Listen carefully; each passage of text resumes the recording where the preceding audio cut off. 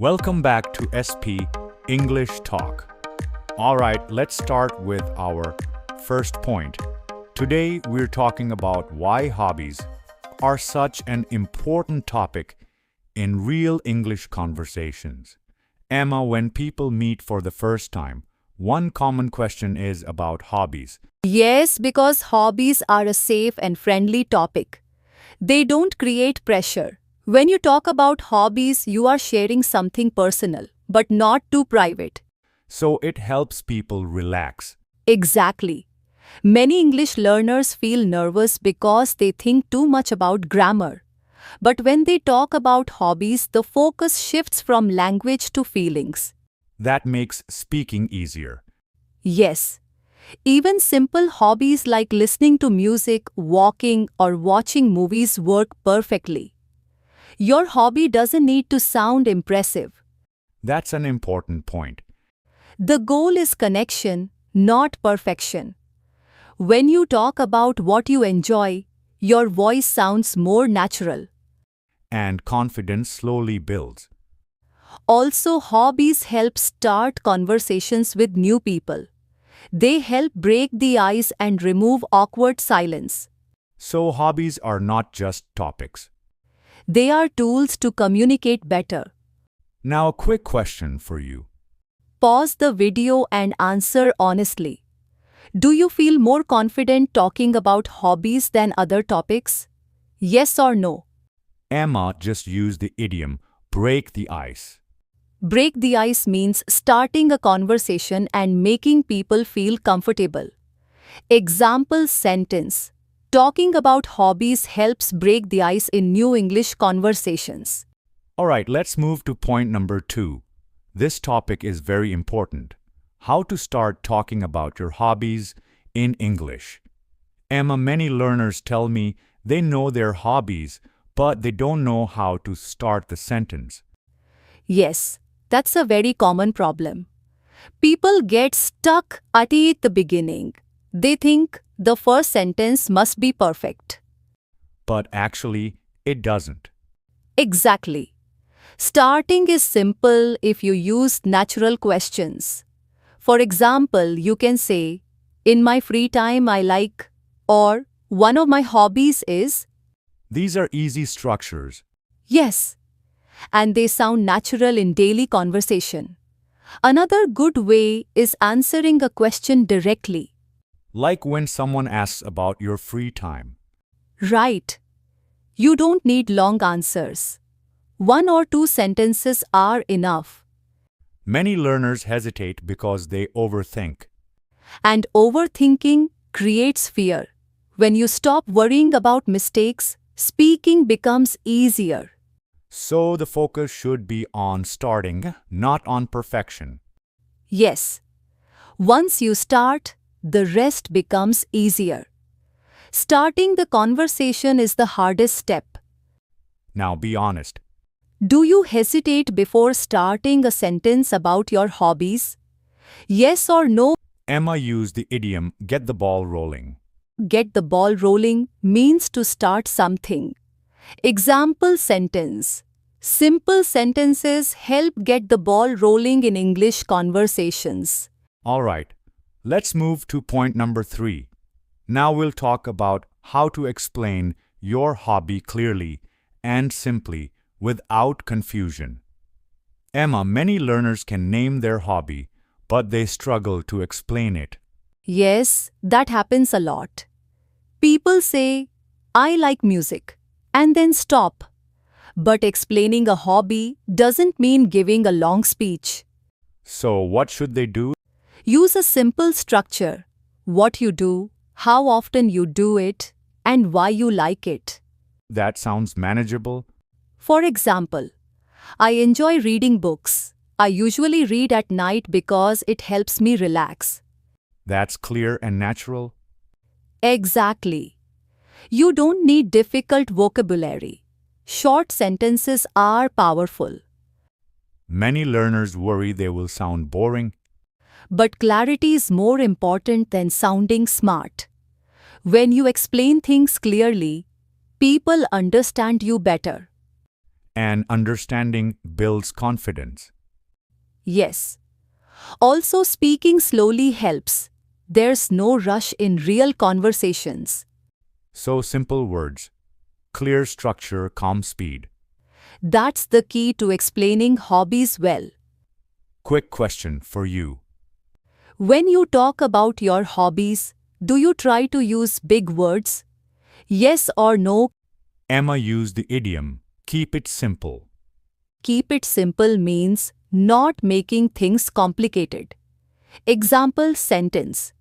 When explaining your hobbies, keep it simple and clear. All right, let's move to point number 4. Now we'll talk about how to show interest when someone else talks about their hobbies. Emma, many learners focus only on talking about themselves. Yes, and that's where conversations break. A good conversation needs listening too. When someone shares their hobby, your reaction matters a lot. So, what kind of reactions should learners use? Simple and honest ones. You can say, "That sounds interesting," or "Oh, really?" Those small responses show attention. Exactly. They tell the other person, "I'm listening." After that, ask a follow-up question. Like asking for more details. Yes. For example, how did you start or how often do you do it? That keeps the conversation moving. And it makes the other person feel valued. You don't need to know anything about their hobby. Just curiosity is enough. Right. Curiosity keeps conversations alive. If you stay silent or give one-word answers, the talk dies quickly. So, interest is shown through words and questions. Yes, and that's how real connections are built. Now, your turn. When someone talks about their hobby, do you ask follow-up questions? Yes, or sometimes Emma used the phrase show genuine interest. it means truly caring about what the other person is saying. Example sentence. Asking questions helps you show genuine interest in conversations. All right, let's move to point number 5. Now we'll talk about how to talk about common interests naturally in English. Emma, conversations feel different when interests match. Yes, very different. When two people like the same thing, the conversation becomes easier.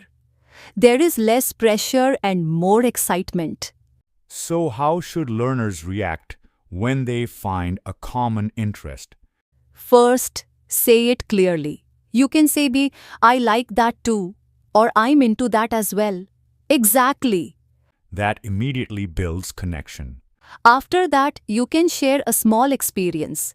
For example, if both like movies, you can mention a film you watched recently. That adds life to the conversation. Yes, but it's important not to dominate the talk. Let the other person speak as well. So, balance matters. Very much. When interests match, people sometimes talk too much. But good conversations are about sharing, not competing. That's a good reminder. Also, when you talk about common interests, time feels shorter.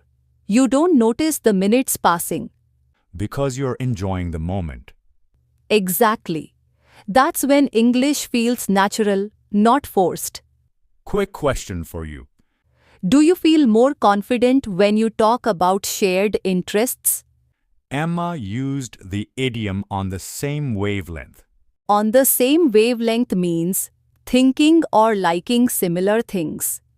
Example sentence. When people share hobbies, they feel on the same wavelength. All right, let's move to point number 6. Now we'll talk about how to speak about new or changing hobbies in English. Emma, many people think hobbies stay the same forever. Yes, but in real life, hobbies change with time. As people grow, their interests also change. So it's normal if someone doesn't enjoy the same things anymore. Absolutely. And talking about new hobbies is a great conversation topic. You can use simple phrases like, recently I've started, or these days I'm interested in. That sounds very natural. Yes, because it shows change and growth. For example, someone can say, recently I've started learning cooking because I want to eat healthier. That gives both reason and interest. Exactly. You don't need to explain everything in detail. Just share what you're exploring now. Some learners feel shy talking about new hobbies. But new hobbies show curiosity. They make you sound open-minded. And people like listening to new experiences. Yes. It often leads to more questions and longer conversations. Now, a question for you. Have you started any new hobby recently? Emma used the idiom turn over a new leaf.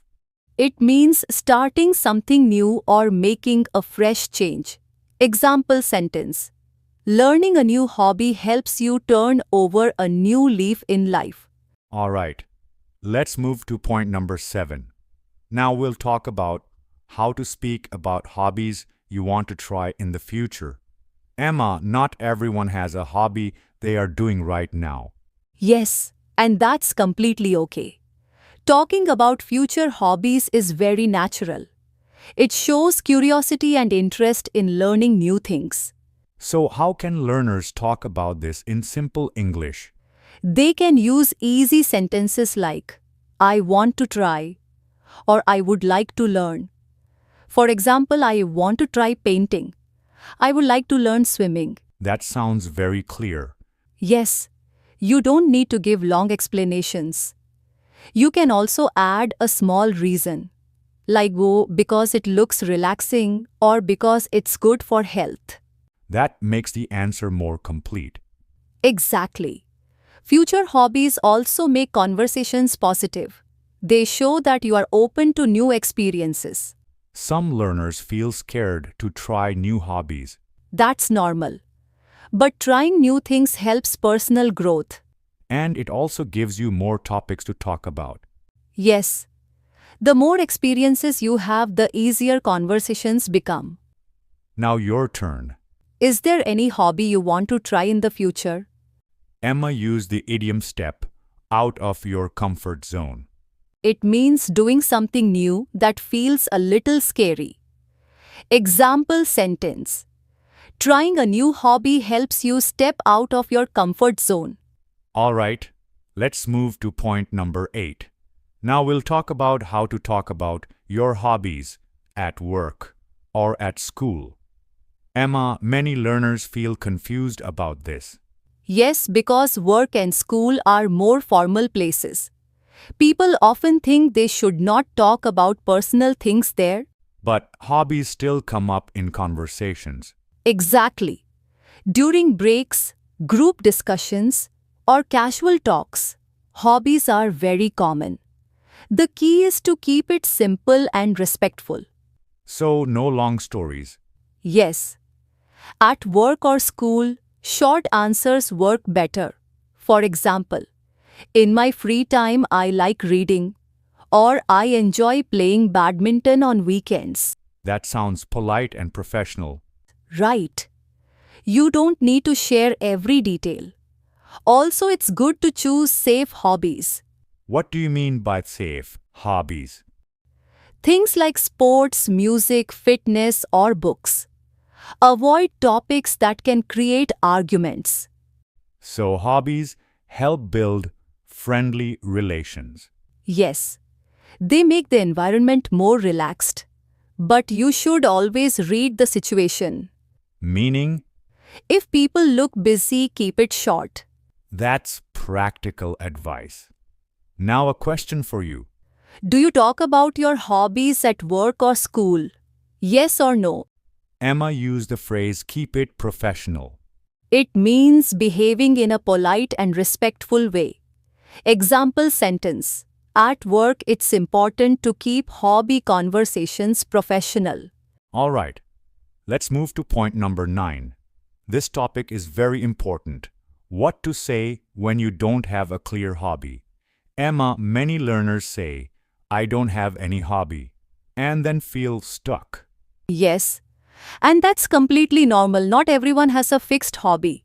But that doesn't mean you have nothing to talk about. So, what should they do in that situation? They can talk about simple interest instead of hobbies.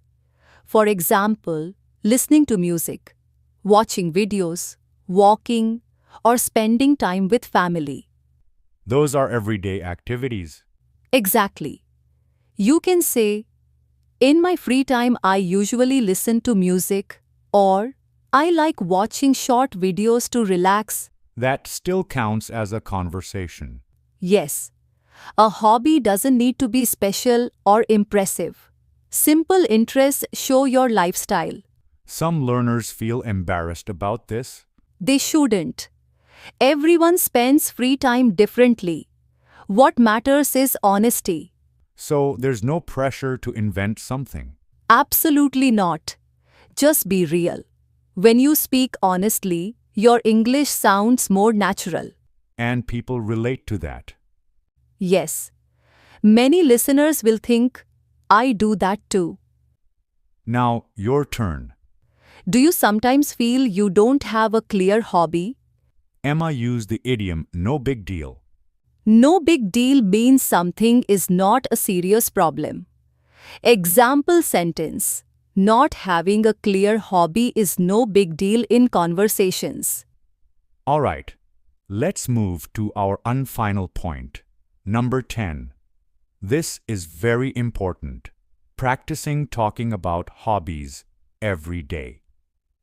Emma, many learners say they know what to say, but they rarely practice regularly. Yes, and that's a big mistake. Fluency and confidence come from consistent practice. Even talking to yourself for 10-15 minutes daily helps a lot. Really? Talking alone works? Absolutely. You can describe your day, your hobbies, or even plans out loud. It trains your brain to think in English. That makes sense. It also reduces fear of mistakes. Exactly. The more you practice, the more natural your sentences become. You can even record yourself and listen later. That's a smart tip.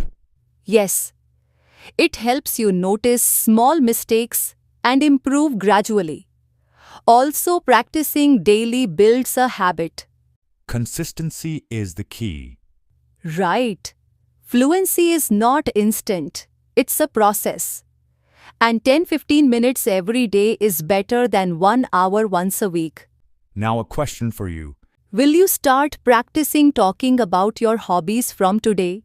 Yes or no? Emma used the idiom practice makes perfect. Practice makes perfect means doing something regularly helps you improve. Example sentence. Talking about hobbies daily proves that practice makes perfect in English. Today we talked about how to talk about hobbies and interests naturally. We learned 10 important points. From starting conversations, explaining hobbies, showing interest, to talking about new hobbies, future hobbies, hobbies at work, and even what to say if you don't have a hobby. You also learned real-life idioms like break the ice, step out of your comfort zone, get the ball rolling, and practice makes perfect. The key is to practice every day. Keep it simple, be honest, and enjoy the conversation. Now tell us in the comments, what hobby will you start talking about from today? Subscribe to SP English Talk for more real English conversations. See you See you in the next next episode. episode. Bye.